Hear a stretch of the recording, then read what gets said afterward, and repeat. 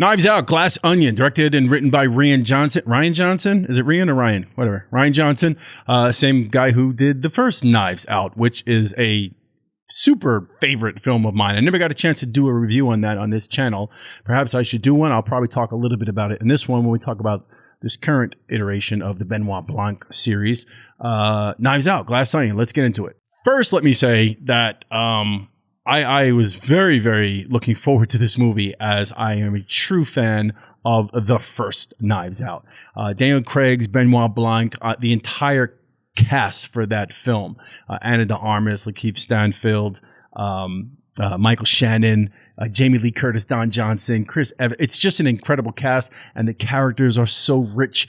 Christopher Plummer, the murder mystery, the way it unfolds, the way, from the beginning of the movie, you are just sucked right in and you're wrapped into this mystery and you're embedded in this family and the characters, and it's a murder mystery with with a sense of humor about it, and it's not trying too hard. And with that said, I want to talk about Knives Out, Glass Onion. This is this film for me tried way too hard, and it was evident from the beginning, like the first 20 minutes, half an hour. I don't even know if it's a traditional half an hour before it starts to really change. It seemed like it took a long time for the actual film to start. It was like a whole introduction of characters. You've got a good cast here, Leslie Odom Jr., right? You've got Kate Hudson, Dave Bautista is in this, Kathy Hahn is in this, and again, Daniel Craig playing Benoit Blanc, the detective, the sleuth, right? And Ed Norton playing this eccentric weirdo billionaire that invites all of these people to this island in Greece, and there's supposed to be some murder mystery game thing happening, and that turns into something else, right?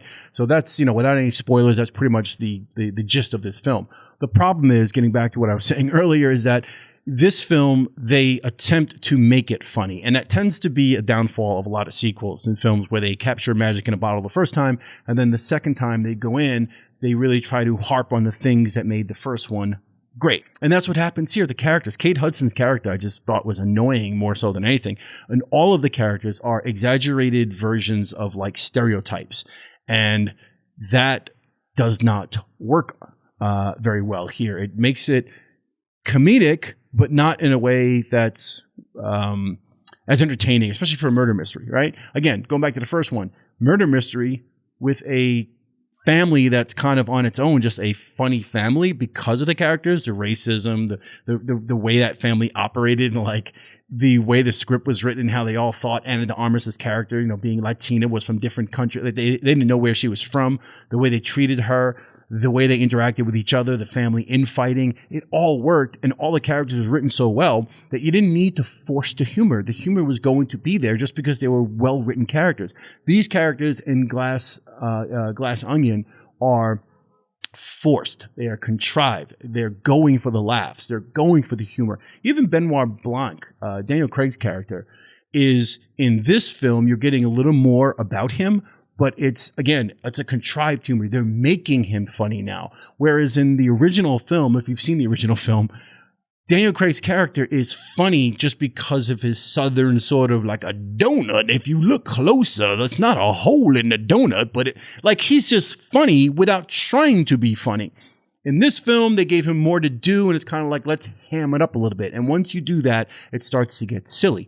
Now, was it a terrible movie? It wasn't terrible. It just doesn't, it's nowhere near the first movie. I will tell you that. It is not even close to being that good. And I'm glad I didn't go see it. It was in theaters maybe a month or two ago, limited run, and I saw it streaming when it was released on the 23rd of December, which was just yesterday. So I watched it, and I'm glad I saw it at home, because I saw the first Knives Out in the movie theater. I saw it twice in the theater. That's how much I love that film. And I own the 4K of it. But this was just a letdown. Now, I will say, highlight of this film for me would be, I didn't mention her in the cast previously, but would be Janelle Monáe, who I could watch on screen. I wish she'd do more work, because she is absolutely stunning to look at on screen. She's just a beautiful, beautiful sister. And plays probably the most interesting character in this film, and probably the only one that wasn't written to such a degree of like over the top stereotypical nonsense. And she holds the weight of this film, as far as I'm concerned. Every time she's on screen, like I said, it's impossible not to just be mesmerized by her beauty. So I think she has the best character in the film, and I think she's, her performance is also fantastic here. So highlights of the film would be Janelle Monáe.